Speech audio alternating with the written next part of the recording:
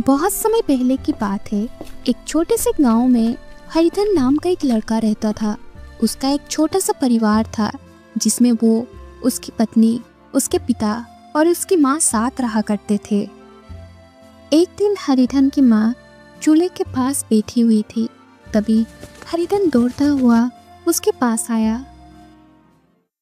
अरे बेटा, इतनी जल्दी जल्दी क्यों दौड़ रहा है? आराम से काम किया कर। अरे जल्दी जल्दी नहीं करूंगा ना तो तू ही मुझे अपनी घुड़की देगी माँ। तेरा गुस्सा झेलने से अच्छा है अरे फटाफट काम निपटा दो और गया। अरे मेरी खुड़कियों में गुस्सा नहीं, प्यार छुपा रहता है। एक दिन जब मैं नहीं रहूंगी तब समझेगा कि मेरी डांट भी तेरा सहारा थी।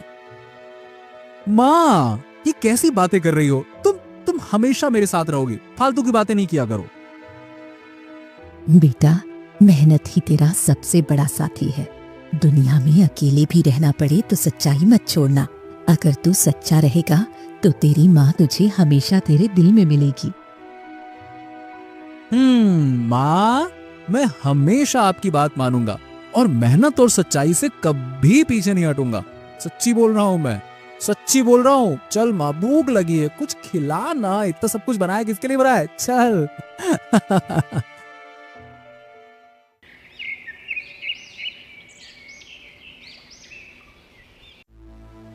एक दिन हरिधन की दुनिया बिखर गई। उसकी माँ, जो उसकी जिंदगी का सहारा था, अब हमेशा के लिए शांत हो चुकी थी। आंगन में मातम का माहौल था। हरिधन एक कोने में सिर झुकाए बैठा था। आंसू रोकने के नाम नहीं ले रहे थे। माँ का शांत चेहरा उसे देख रहा था, लेकिन वो अब कभी उससे बात नहीं करेगी। हरिधन पहली बार खुद को पूरी तरह अकेला महसूस कर रहा था। बेटा, तुम्हारी माँ हमें छोड़कर चली गई, लेकिन मैं हूँ तुम्हारे लिए। अब तू अकेला नहीं है। कुछ खा ले बेटा। बुआ,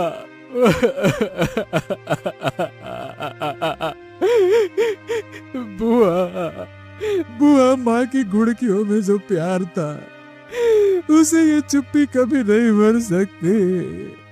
उस कमरे को देख तक नहीं सकता जहाँ माँ ने आखिरी सांस ली थी। बेटा, माँ तुझे छोड़कर नहीं गई। वो तेरे हर अच्छे काम में तेरा साथ देगी। और तू ये क्या कर रहा है? खुद को खत्म कर देगा क्या? खाना खाए बिना माँ को चैन नहीं मिलेगा। माँ ने हमेशा कहा था कि मेहनत ही सहारा है, पर माँ, बिना तेरे मुझे ये दुनिया काट खाने को दौड़ती है।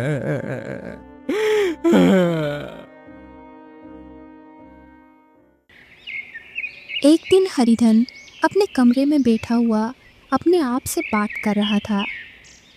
माँ, तू कहती थी ना घर को संभालना, पर जब तू ही नहीं रही तो इस घर में रहना कैसे संभालूं? हर कोना तेरी याद दिलाता है माँ। तभी वहां पर उसकी बुआ आती है। बेटा, खुद को मजबूत बना। ये घर तेरा है। तेरी माँ इसे तुझे सौंप कर गई है। अगर तू कमजोर पड़ जाएगा तो उसकी आत्मा को चैन नहीं मिलेगा। बुआ, बुआ, बुआ, हाँ, मैं कोशिश कर रहा हूँ, लेकिन जब माँ के बिना ये घर देखता हूँ ना तो लगता है सब कुछ छोड़ छाड़ के कहीं और चला जाऊं। यहाँ रहना मुश्किल हो रहा है। बेटा, अगर तू भागेगा तो माँ की उम्मीदों को कैसे पूरा करेगा? बहादुर बन बेटा। माँ, ये देख, मैं तेरी बात मान रहा हूँ। देख, मैं मेहनत कर रहा हूँ, लेकिन इस खालीपन को कैसे भरूं? तेरा साया मेरी जिंदगी से चला गया, पर मैं तेरी यादों को कभी नहीं जाने दूंगा।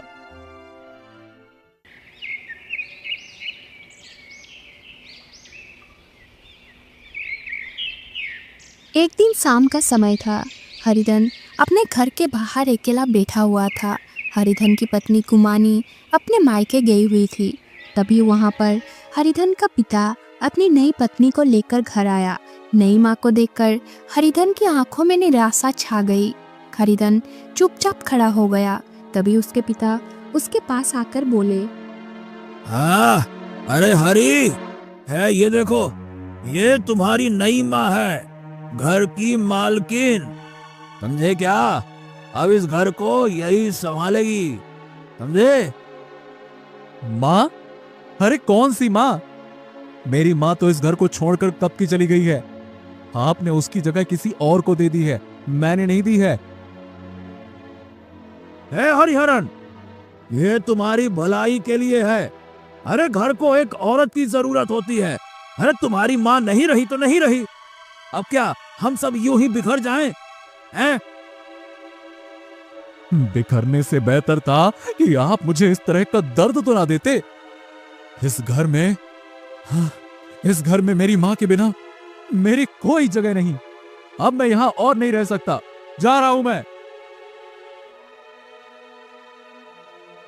बेटा, समय के साथ सब कुछ ठीक हो जाएगा। अपने पिता की बात मानो। आप मेरे पिता के लिए पत्नी हो सकती हैं, लेकिन मेरी माँ नहीं है। ये घर अब मेरे लिए अजनबी हो गया है। अब मैं यहां नहीं रह सकता। अरे हरिधन, तुम बचपना कर रहे हो। देखो, घर छोड़ने की बात मत करो। ये तुम्हारा ही घर है।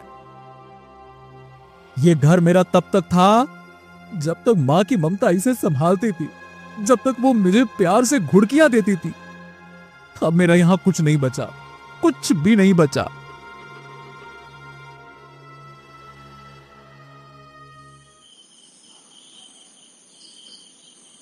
उसी दिन रात के समय हरिधन ने अपना घर छोड़ने का निर्णय लिया और बिना किसी से कुछ कहे वो बाहर निकल गया। चांदनी रात में गांव के रास्ते पर अकेले चलते हुए उसका चेहरा पर गुस्सा और दुख साफ झलक रहा था। माँ, मैंने वादा किया था कि सच्चाई का साथ कभी नहीं छोड़ूंगा। हाँ, पर क्या करूं? इस घर में तेरी यादों के साथ रहना अब मुझसे नहीं हो सकता तो नहीं हो सकता। मैं तेरी दी हुई ताकत लेकर, हाँ, अब मैं एक नई शुरुआत करूंगा मां।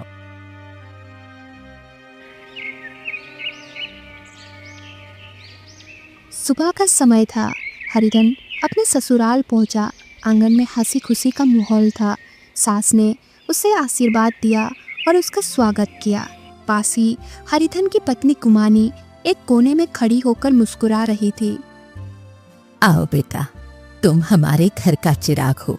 यहाँ तुम्हें माँ की कमी महसूस नहीं होगी। सासू माँ, आपने मुझे अपने घर में जगह दी, ये एहसान मैं कभी नहीं भूलूंगा। बेटा, एहसान कैसा? तुम अब हमारे बेटे हो। तुमने हमारे घर की रोशनी बढ़ा दी है। अरे माँ, इतनी तारीफ मत कीजिए, नहीं तो खुद को राजकुमार समझने लगेंगे। अरे राजकुमार तो मैं तुम्हारे आने के बाद ही बन गया हूं। अब बातें बाद में करो, पहले खेत का काम निपटा लो। इस घर का हर सदस्य मेहनत करता है। उसके बाद हरिधन खेत की ओर चल देता है। खेत में जाकर वो अपने साले के साथ खेती में हाथ बटाता है। उसका ससुर एक पेड़ के नीचे आराम कर रहा था। जब हरिधन और उसका साला पेड़ के नीचे आराम करने के लिए आए, तब उसका ससुर उससे कहता है, हाँ, वाह वाह वाह हरिहरन भाई, तुम्हारे जैसा मेहनती दामाद बड़ी किस्मत से मिलता है। भगवान ने लगता है हमारी सुन ली है। ये तो मेरा सौभाग्य है कि मुझे आपके घर का हिस्सा बनने का मौका मिला। हाँ बेटा, मेहनत करने वालों को कभी भी भूखा नहीं रहना पड़ता। इस घर में अब तुम्हारा स्थान पक्का है। हाँ पिताजी, आप सबका आशीर्वाद है तो सब ठीक रहेगा।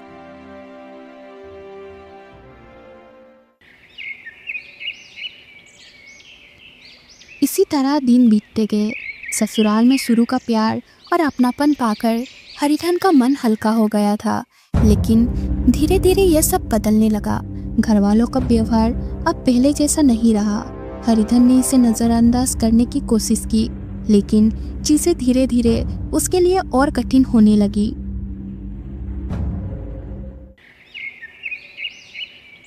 एक दिन दोपहर का समय था। हरिधन खेत से थका हारा घर लौटा और सीधा घर के अंदर गया और गुमानी को आवाज दी।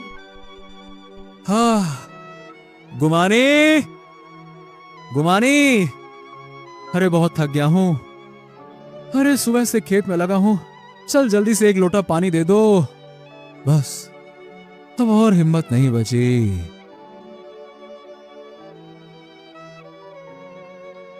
तुम खुद पानी नहीं ले सकते? क्या मैं तुम्हारी सेविका हूँ? यहाँ सबको अपने अपने काम करने पड़ते हैं, तुम्हारे लिए कोई क्यों उठे? अरे गुमानी, मैं सुबह से तुम्हारे और इस घर के लिए मेहनत कर रहा हूँ।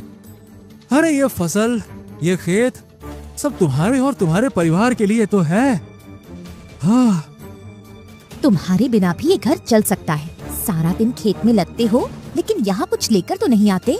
आखिर मेरे मायके वालों की मेहनत से ही सब कुछ हो रहा है। तुमने किया क्या है हमारे लिए?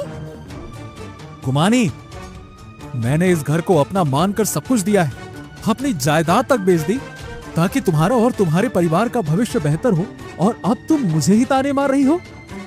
बताओ, क्या ये घर मेरा नहीं है? जायदाद बेच दी? कितना बड़ा त्याग किया है तुमने। ये घर और ये परिवार मेरे मायके वालों की मेहनत से चलता है, तुम्हारी मेहनत का कोई मोल नहीं। सच तो ये है कि तुम्हारी जरूरत ही नहीं। तुम्हारे बिना ये घर और भी अच्छा चलेगा। हो, तो तुम्हें ऐसा लगता है? हाँ, सुबह से शाम तक खेत में पसीना बहाता हूँ, अपनी हर सांस इस घर के लिए लगाता हूँ, लेकिन शायद मेरे लिए यहाँ प्यार और सम्मान कभी था ही नहीं। तुम्हें पता है मैं क्या हूँ? अरे मैं एक कुत्ता हूँ, कुत्ता, कुत्ता, जो सिर्फ और सिर्फ तुम्हारे कहे पर चलता है। पालतू कुत्ता। बस बहुत हो गया, ये नाटक कहीं और जाकर करो। तुम्हारी मेहनत से हमारा घर नहीं चलता, तुम तो बस नाम के हो। गुमानी, ये घर तुम्हारे मायके वालों का है, लेकिन मैं भी इसे संभालने में लगा हुआ हूँ। अरे हर दिन खुद को मिटाता हूँ ताकि ये घर फल फूल सके, और तुम कह रही हो कि मेरी यहाँ कोई अहमियत ही नहीं है, मेरी यहाँ कोई जगह ही नहीं है। अरे अगर मैं इतना बेकार हूँ तो बताओ, क्यों रहूं मैं यहाँ पे? बताओ। क्यों रह रहे हो? जा सकते हो, यहाँ तुम्हारे बिना सब कुछ अच्छा चलेगा। और वैसे भी तुम्हारी शिकायतें सुनने का किसी के पास समय नहीं है। अगर तुम्हें इतना बुरा लगता है तो दरवाजा खुला है, जा सकते हो। हाँ, अब समझ आ गया गुमानी कि इस घर में मेरे लिए कोई जगह नहीं बची है। मैं तुम्हारे लिए, मैं तुम्हारे परिवार के लिए सिर्फ एक बोझ बनकर रह गया हूं ना।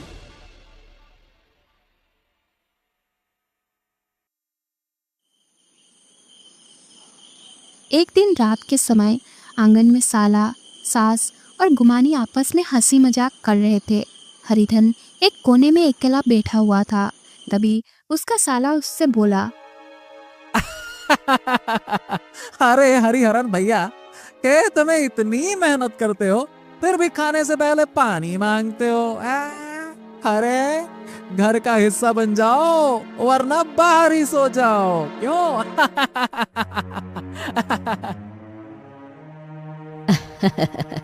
बेटा, दूसरों के भरोसे घर नहीं चलते। अब तक तुम्हारी बहुत मदद की, लेकिन कब तक करेंगे?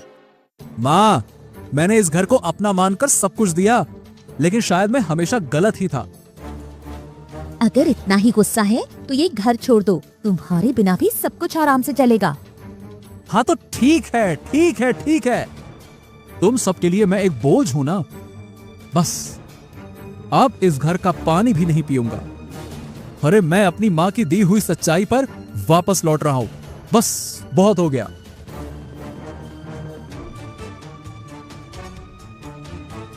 हरिधन उसी समय रात में अकेले घर छोड़कर चला आया। रास्ते में चलते चलते वो अपने आप से कह रहा था, माँ, तूने कहा था कि सच्चाई और मेहनत ही तेरा सहारा होगी, लेकिन इस घर में मुझे सिर्फ और सिर्फ अपमान मिला। माँ, मैंने कितनी सच्चाई, लगन से इस घर को और आगे बढ़ाने के लिए मेहनत किया। बस अब मैं वापस उसी घर पर जाऊंगा जहां तेरी यादें मेरा इंतजार कर रही हैं।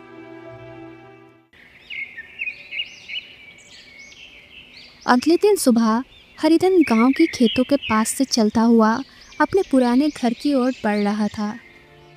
हाँ, अब मैं किसी के सहारे नहीं रहूंगा। अपनी मां की दी हुई सीख पर चलूंगा। हाँ, यह रास्ता कठिन होगा, लेकिन यह मेरे आत्मसम्मान की वापसी का रास्ता है। चलते चलते हरिधन अपने पुराने घर पहुंच गया। उसे देखते ही उसकी सौतेली माँ बिमिता चौंक गई और हरिधन से बोली, हरिधन बेटा, तुम वापस आ गए?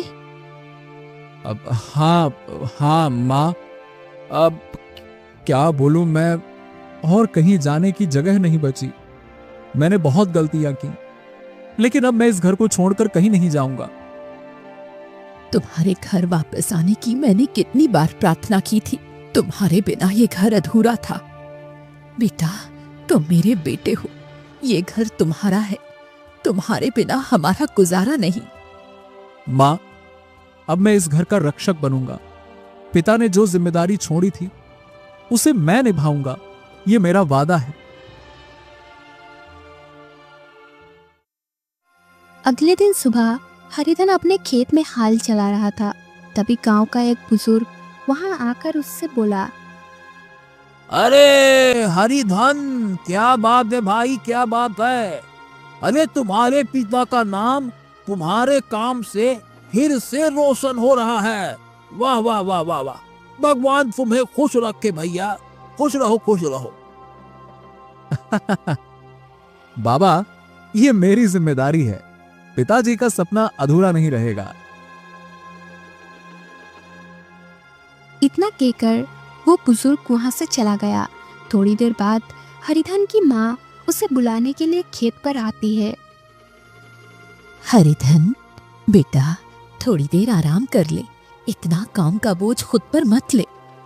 माँ, जब तक खेत की मिट्टी खुश नहीं होगी, मेरा दिल चैन से नहीं बैठेगा। तुम थोड़ी देर रुको। हाँ, मैं अभी आया। हरिधन अपने माँ के साथ घर जाने लगता है। तभी गांव के चौपाल पर दो महिलाएं आपस में बात कर रही थी। सुना, गुमानी ने दूसरा विवाह कर लिया। उस बेचारे हरिधन को छोड़ दिया। अरे, हरिधन की किस्मत तो पहले से ही खराब थी। अब वो अपने गांव लौट आया है, यही उसकी भलाई है। हाँ, गुमानी ने मुझे छोड़ दिया, शायद यही सही था। भगवान ने मुझे उस बंधन से मुक्त कर दिया। अब मैं अपनी ताकत और समय को सही जगह पर लगाऊंगा। इसके बाद हरिधन अपने खेत में पूरी मेहनत करता है और ऊपर वाले की कृपा से हरिधन के खेत में अच्छी फसल उगी थी। ये सब देखकर उसकी माँ उससे कहती है, हरिधन, तुम्हारी वजह से इस साल फसल इतनी अच्छी हुई है। भगवान हमेशा तुम्हें खुश रखे बेटा। ये सब भगवान की कृपा और हम सबकी मेहनत है माँ।